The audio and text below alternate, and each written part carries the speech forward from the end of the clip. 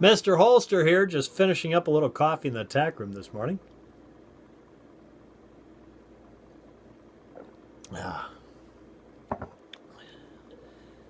Today we're going to look at two new guns, which I don't have here, but I thought I'd talk about them briefly because you might not know about them and you might want to know about them. And they're both from Ruger.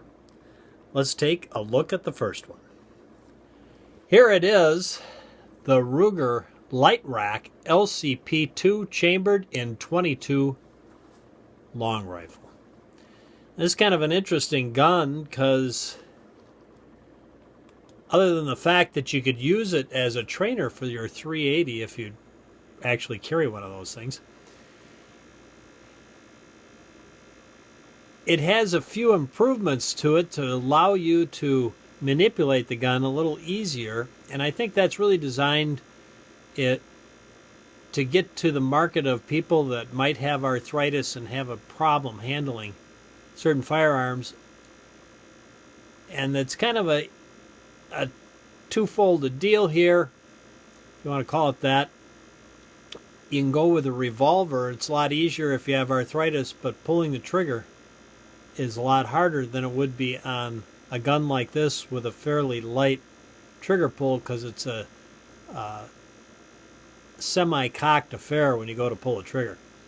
The last shot or chambering around semi-cocks the firearm so that they could have a lighter trigger pull similar to that of a striker fire gun.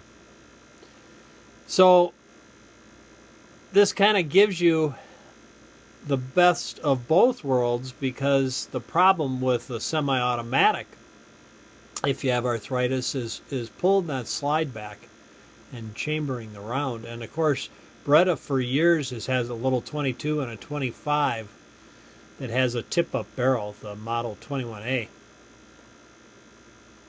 So you can chamber it without having to work the slide. So this is their answer to that. One advantage to this above the Beretta 21A is this has a 10-round magazine. This one has a little cocking ears, I'm going to call them cocking ears because that's what they're calling them, on the very back of the slide so you can get a better grip. And they're also saying that they have refined slide serrations, which I am going to take that the serrations are a little bit bigger too, easier to handle.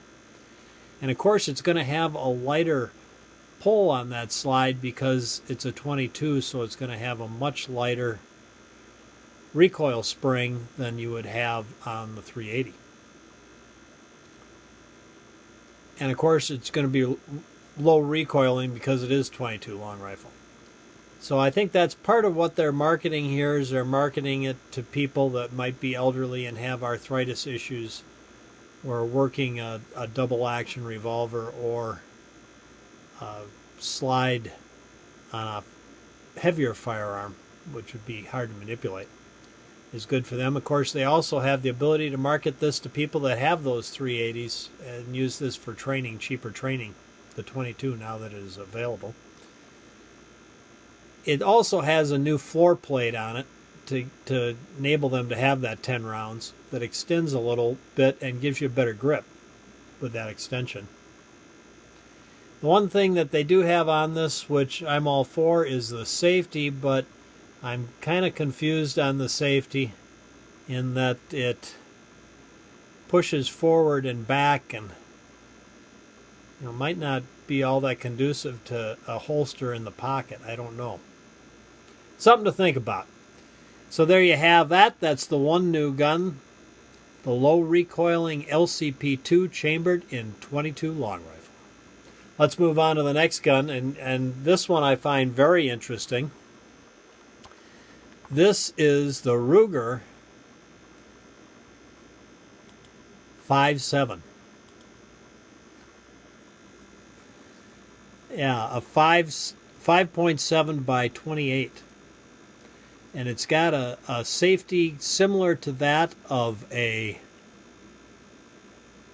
1911, which I have trouble understanding why, when they're going to put a safety on some of these striker fired guns, why they don't make it like a 1911. because I really feel that that is a very good design for a safety on a firearm. Some of the features that they have on this Ruger 5.7, which of course we've already talked about, the 1911 style ambidextrous manual safety, a robust slide release, and actually it does look like a nice slide release, I'll have to admit, reversible magazine catch, a thorough hardened billet steel slide with lightning cuts, which it actually does have nice serrations on the slide, front and rear. It's drilled and tapped for easy mounting of optics. Yeah, they have plates available.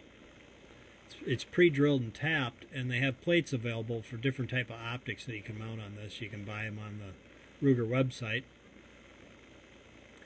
It's chambered, of course, in the 5.7 by 28 millimeter caliber, which is a high-performance caliber. It's basically a short rifle round. Got there a reliable and proven eternal hammer with a short, crisp trigger pull and a positive reset. So it's got the same kind of setup as you would have on the Ruger Security 9. So it gives you a little clue on how this is set up. Comes with a 20-round magazine or a 10-round magazine for those states that don't allow the 20-round magazine. And of course, the big selling feature is it's not an FN that costs $1,000. It's a Ruger that should be selling around $650. It's also got a fiber optic front sight and an adjustable rear sight. It's a longer barrel at a 5-inch barrel, so this is a full-size firearm. And I think with the round that's in it, you want to have that 5-inch barrel so you get the full powder burn on that round. Of course, the claim to fame of this round is it's easy to shoot because it's a smaller caliber, and yet it's coming out so fast and furious. It's a good round to penetrate, say, car doors and such. So there you go. There's the second new addition to the Ruger lineup, the Ruger 5.7. Thanks for tuning in this morning. And as you see, we're going to make it to Jack's 7.5 minutes by the time I'm done. So next time, from Mr. Holster and Jack, I hope you had a very Merry Christmas, and I hope you have a great New Year. Till next time, go out and stay safe. I see you got away with less than 7 minutes and 30 seconds of your life that you'll never, ever, ever get back again. Well, I guess not. You happy, Jack? Well, I'm glad you're happy. Yeah. Well, it's the first of the year. You should be happy.